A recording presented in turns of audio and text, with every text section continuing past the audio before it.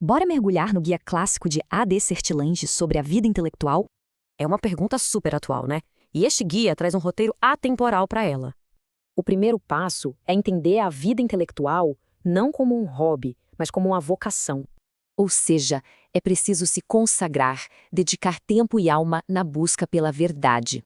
É um compromisso sério, sabe? Exige esforço e profundidade, muito além de uma leitura qualquer. E esse chamado não é para se isolar, mas sim para servir à humanidade com clareza. Mas olha só, não adianta ter só um intelecto afiado. O alicerce de tudo é o caráter. Pense assim, o intelecto é a ferramenta, mas é o caráter que guia a mão. Sertilanges aponta os inimigos do saber, vícios que nublam nosso julgamento e tiram o foco. Ou seja, para ter clareza no pensamento, é preciso ter pureza na alma. Uma coisa leva a outra. Ok, e para cultivar essas virtudes, é fundamental organizar a vida na prática.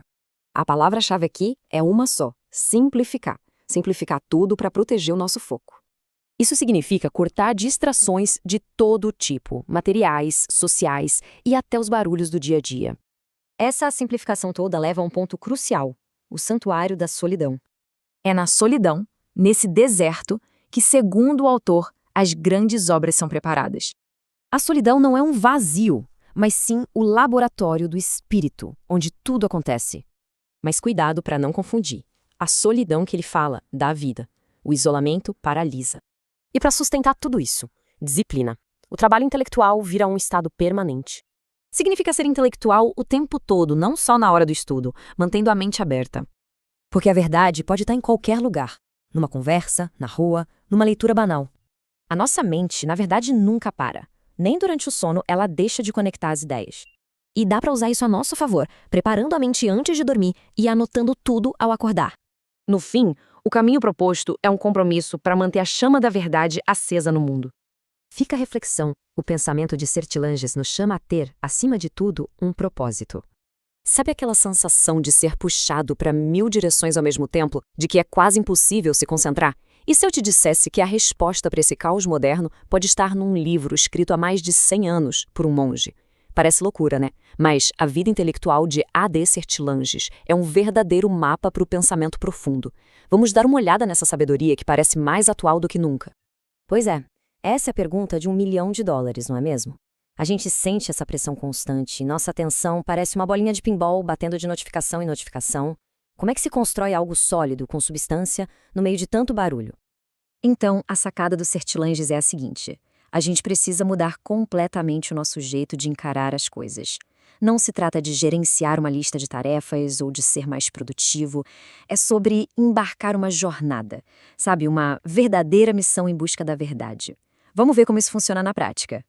E o primeiro passo dessa jornada é uma virada de chave fundamental na nossa mentalidade. A ideia aqui não é ter um emprego de intelectual, mas sim responder a um chamado, a uma vocação. A palavra-chave aqui é vocação. Para Sertilanges, a vida intelectual não é uma coisa que se faz das 9 às 5, que se bate o ponto e vai embora. Não. É uma consagração, um estado de ser que contamina tudo que a gente faz 24 horas por dia. E essa comparação aqui deixa tudo bem claro.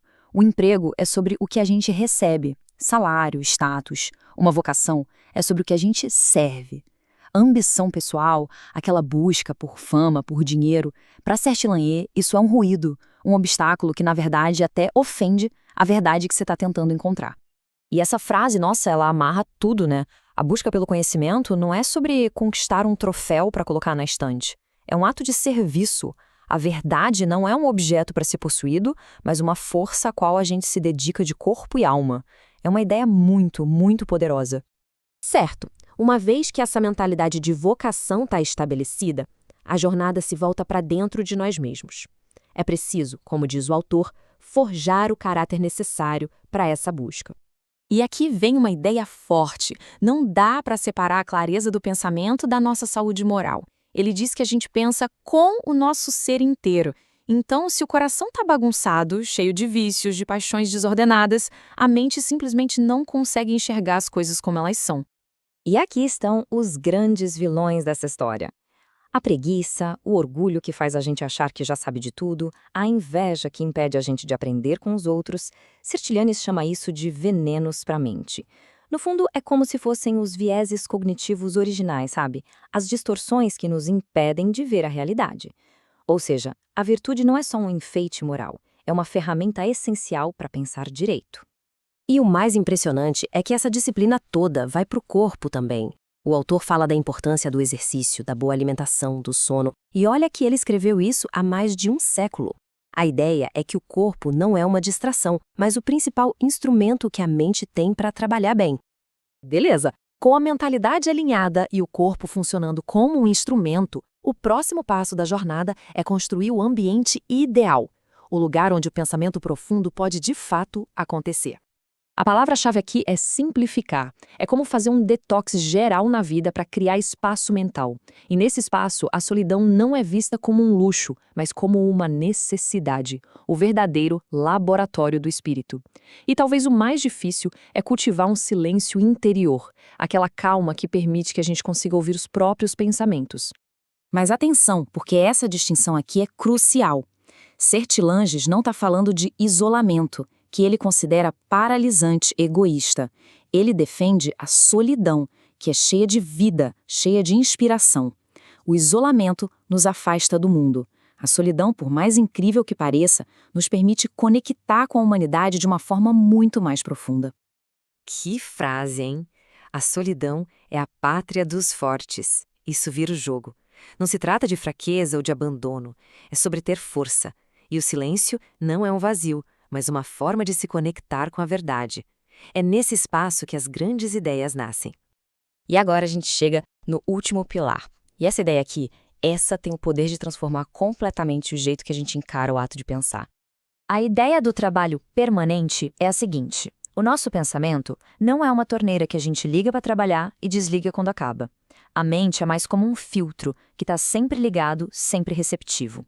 A verdade, diz o livro, está em todo lugar, numa conversa, na natureza, nos acontecimentos do dia. A nossa tarefa é só aprender a ver e a ouvir. E a parte mais fascinante é que isso se estende até mesmo para as nossas horas de sono. Sertilans fala do trabalho noturno, em que o nosso subconsciente, livre das nossas preocupações, organiza, classifica e conecta as ideias.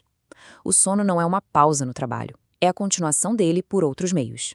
E o melhor é que dá para usar isso de forma prática. Antes de dormir, você entrega um problema para o seu subconsciente resolver.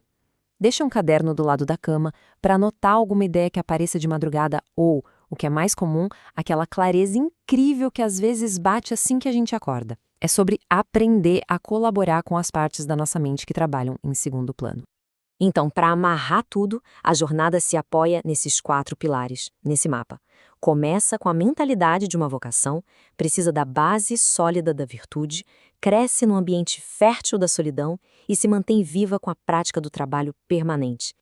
E tudo isso nos leva à pergunta final, a mais importante de todas. Se a vida intelectual é essa jornada a serviço da verdade, a questão que fica não é o que eu quero alcançar, mas sim a que verdade vale a pena dedicar uma vida. A resposta para essa pergunta é o que, no fim das contas, define toda a jornada.